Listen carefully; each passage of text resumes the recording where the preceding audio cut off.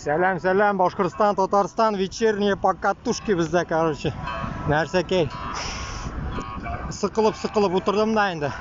Бір әйленіп келем дедім енді. Шулай.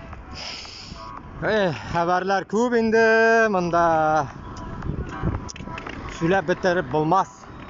Но главный біздің цель свобода Башқұртстана и Татарстана. Болды, бітті. Все, мына жол ике біздің республика өз Ресейден шықса, бек шәп бұла.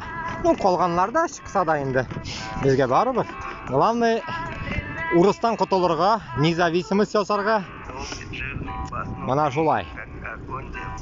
Тырышырға, бірләшірге, көбейірге бізге. Мына жол видеоларыны распространять етуге. Шундай комментаторларын көбейтірге, как говорится. Вонзиться, как говорится.